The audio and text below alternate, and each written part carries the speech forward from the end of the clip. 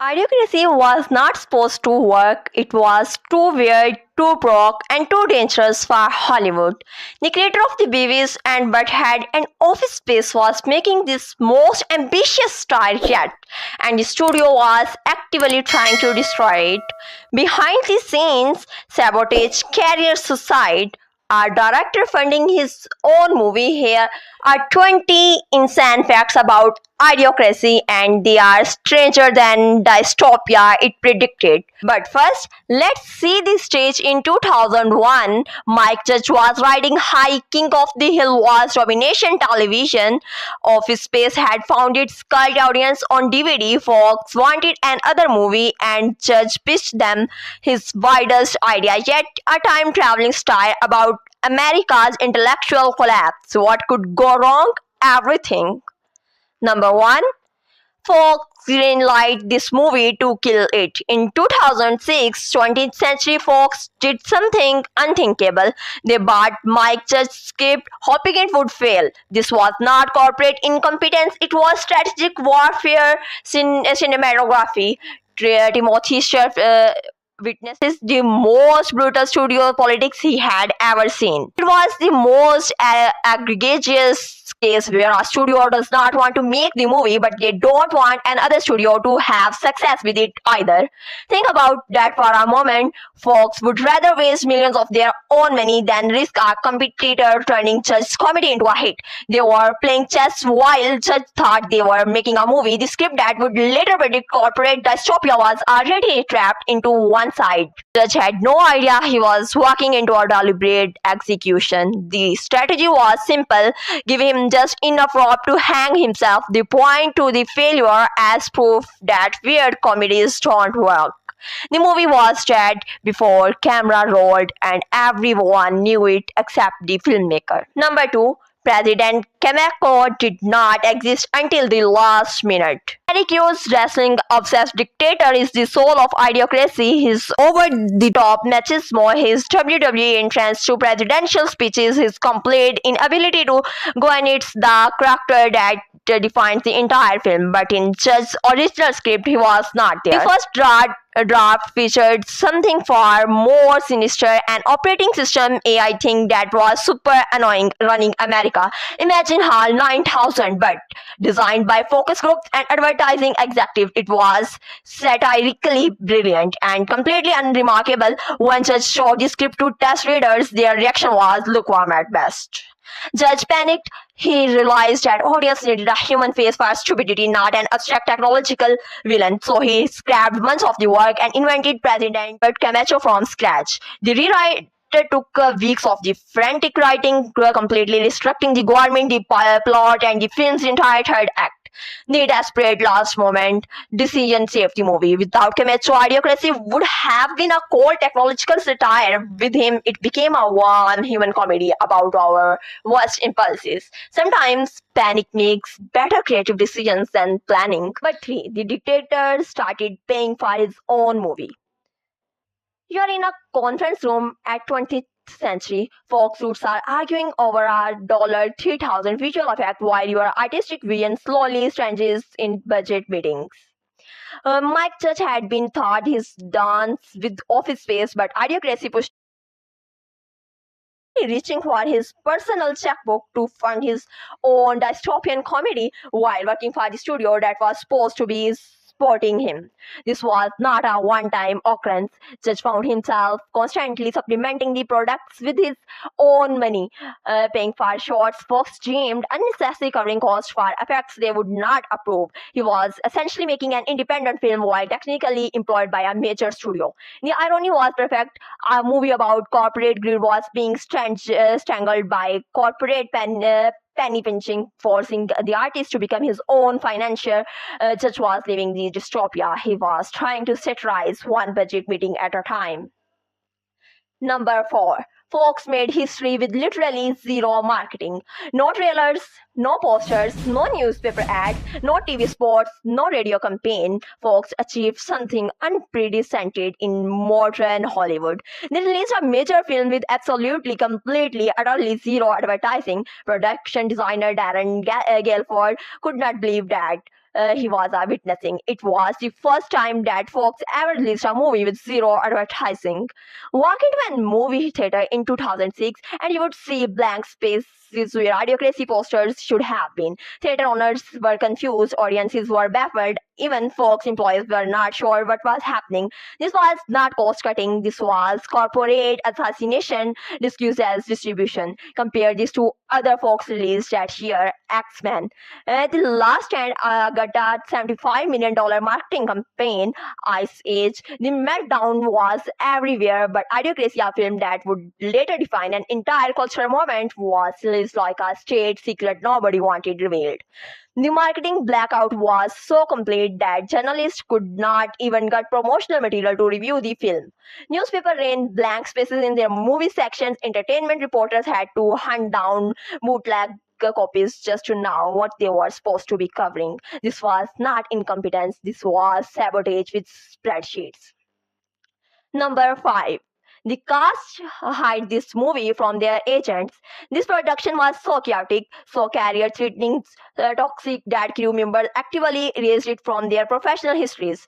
Darren Guilford, the production designer, made a confession that reveals the true horror of the working on Idiocracy. It was a huge strain on my career for years. I had to keep it off my resume for years to try and get another movie. Think about that.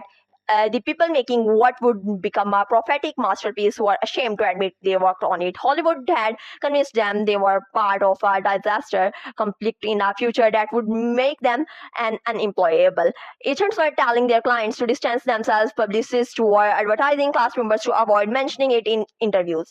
Luke Wilson, the film's star, watched this comedy get buried and wondered if his career had just ended. Maya Rudolph questioned her decision to take the role. Even Terry Crews, who delivered the performance of a lifetime as President Camacho, was not sure if he had made a massive mistake. The shame was systematic and deliberate. Folks had created an atmosphere where everyone involved felt like they were participating in something embarrassing and unprofessional. They had turned the production into a scarlet letter that cast and crew wrote for years, but the chaos was just beginning. Number 6. Mike Judge became Hollywood's most reluctant but inspector, creating the film within a film called as required Mike Judge to venture into uncharted directorial territory. First, he had to review dozens of the Polaroid photos of male buttocks sent by casting directors, sorting through anatomical submissions like a very specific art director. His mortified response, "I should apologize to give them having to do that." But the Bitox casting process was just the beginning. Judge then had to direct the actual ass movie screening, which required hiring 200 professional extras to sit in a Texas theater and authentically laugh at projected footage of a man's bare rear end for hours. The cinematographer had to frame this shot, the sound engineer had to record scene on laughter, the script supervisor had to track continuity. Picture the surreal professionalism required. Cut. Let's try that laugh again, but more enthusiastic. And remember, you are seeing this for the first time, such was directing Oscar-worthy performance of people reacting to talks. The meta comedy was perfect. The creator of the Beavis and the Butthead, two characters obsessed with juvenile humor, was literally directing people's reaction to most juvenile possible entertainment. Judge had created a movie within a movie that was both the dumbest thing ever filmed and a brilliant style of the audience manipulation. The whole experience left Judge questioning everything about entertainment. What are we doing? We should just release S? He genuinely thought his throwaway gag about rear ends might be more commercially viable than his dystopian masterpiece. Number 7. A fake movie title triggered a real police response. When the production put as in the large letters on a theater marquee for filming, they accidentally conducted a social experiment in American moral panic. Parents dropping their children off at nearby schools saw the sign and immediately assumed the worst. Phone calls flooded police stations. Local radio stations were bombarded with the complaints. The community response was swift and furious. Concerned citizens demanded immediate action. School administrators fielded angry calls from parents. Local news crews arrived expecting to investigate some kind of the pornographic public display. What they found instead was a small film crew trying to shoot a comedy scene about stupid entertainment. The reality was somehow more surreal than the fiction they were creating. Judge and his team found themselves explaining to actual police officers that they were not showing pornography. They were sanitizing the kind of the people who would get upset about a fake movie called as. The incident became a perfect real-world example of the mass hysteria that Idiocracy was satirizing. People were getting genuinely struggled, but about fictional stupidity while demonstrating actual stupidity in their responses. The dystopian future was bleeding into reality before they would have ever finished filming it. The police eventually left, but the experience stuck with Judge. He realized they were not just making a movie about American anti-intellectualism, they were surrounded by it. Number 8. The director moonlighted as hairstylist. Maxic wore many hats on the Idiocracy set, writer, director, producer, financier, but nobody expected him to add emergency edition to his resume. When actress Darlene Hunt's hair would not cooperate during the yuppie commercial shoot, traditional solution failed. The hair department was overwhelmed, time was running out, and Judge decided to handle it personally. Hunt's memory of the moment captures the film style's desperation perfectly. Mike came in and was trying to fix my hair, which I thought was hilarious. Picture it, the man behind Office Space and King of the Hill, crouched behind an actress with a brush and hair spray, desperately trying to achieve the perfect stubborn mom aesthetic. Come on, Fredo. This was not artistic vision. This was pure survival filmmaking. Judge had learned from his Office Space experience that it was something needed to get down. He would better to prepare to do it himself. The studio was not going to do extra her stylist. The budget was not going to cover additional crew. If Darlene Hunt's hair needed fixing, Mike Judge would fix it. The moment represents everything about Idiocracy production. Understand, underfunded, understaffed, and held together by the filmmakers' refusal to quit. Judge was literally hands-on directing, solving problem in real time while trying to maintain his satirical vision. The hands-on approach extended to everything. Judge operated cameras, just adjusted lights, moved props, and even helped coordinate extras. He would become a man film crew disguised as a Hollywood director. Number 9. Fox hired the world's worst VFX supervisor to save money on the visual effect that would create Idiocracy's future world. Fox found the cheapest possible vendor and sent their least experienced supervisor to Texas. The result was catastrophically unpredictable when the crew asked basic questions like, "What do you need from us, the green screen?" or "What's going to behind this post?" He would visibly panic. Cinematographer Timothy Sorested watched the man crumble under simple technical inquiries. He would get up flustered and nervous. This was not an inexperience, this was complete incompetence in a job that required precise technical knowledge. The supervisor could not explain what footage they needed. He could not communicate his requirement to the crew. He could not even describe what the final shot would look like.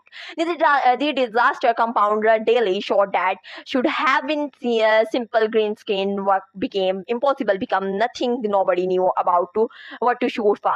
Visual effects in sequences had to be completely reimagined because the supervisor had not planned for basic technical requirements. Post-production became a nightmare of trying to salvage unusual footage. Fox was so committed to sabotaging their own movie that they hired incompetent help. The company that would later spend $200 million marketing Avatar could not provide qualified visual effects supervisor for a $3 million comedy. And the future looked stupid in the film, and the present looked stupid behind the cameras. Judge found himself trying to direct visual effects he did not understand, supervised by someone who understood them even less. They were creating a movie about institutional incompetence while surrounded by institutional incompetence. Number 10. Deposition nature to film environmental collapse. Idiocracy's drought-stricken future what required landscapes of the dead brown grass. The visual proof that corporate stupidity had destroyed the environment, but they were filming during the wettest Texas summer in recorded history. Rain fell constantly, grass grew green and lush. Nature refused to cooperate with their environmental apocalypse. The solution was both practical and symbolically horrifying. They killed the living grass with the chemicals and plastic tarps while rain poured down and around them. As I described this sickening process, you put a big tarp over it for several days and even pour gasoline on it. Such a bad vibe. Picture the crew's daily routine: wake up, check the weather forecast, and systematically poison the earth to make it look like an environmental wasteland. They were literally creating the ecological destruction they were trying to satirize.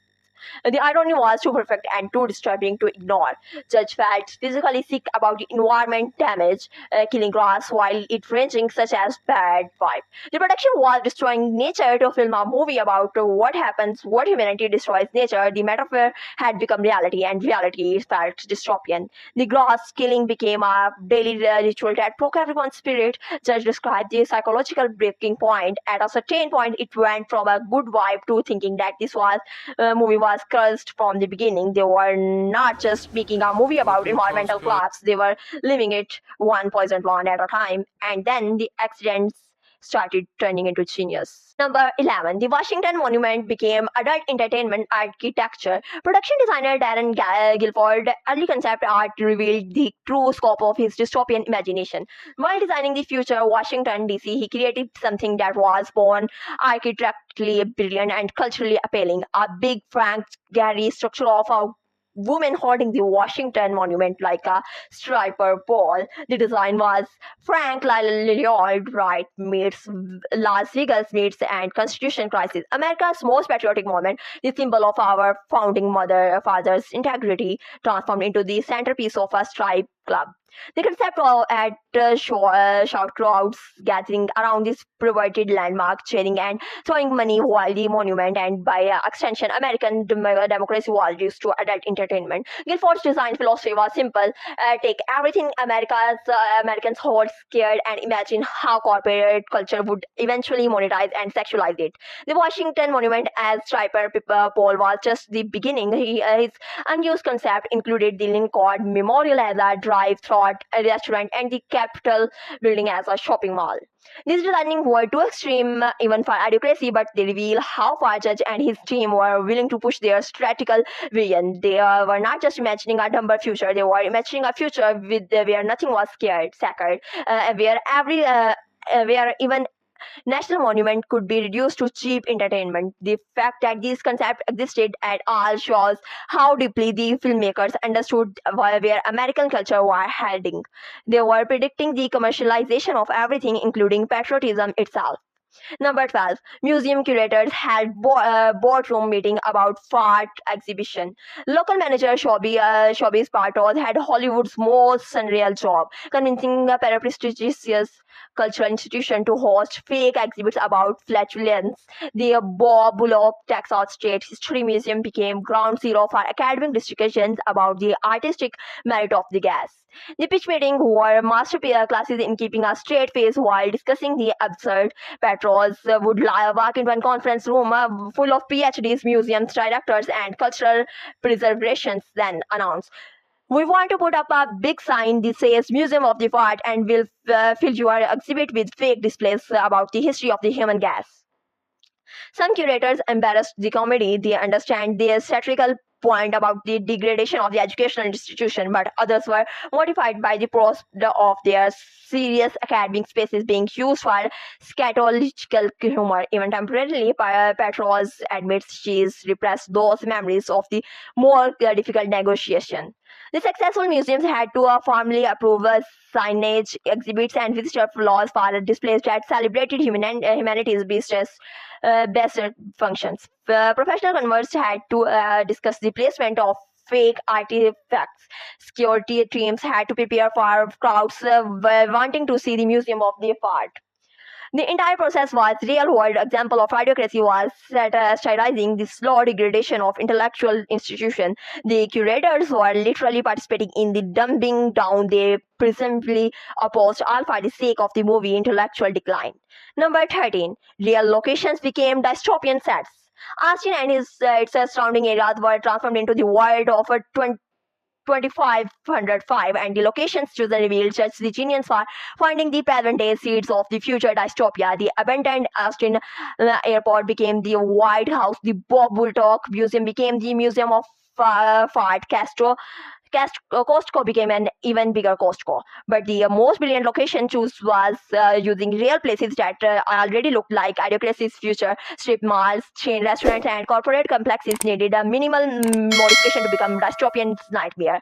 Just realized that American commercial architecture was already halfway to the aesthetic he was trying to create. Austin studio built the major interior sets, President Camacho office, the hospital, the jail, but the exterior world was largely just Texas filmed with the satirical eye. The movie production design succeeded because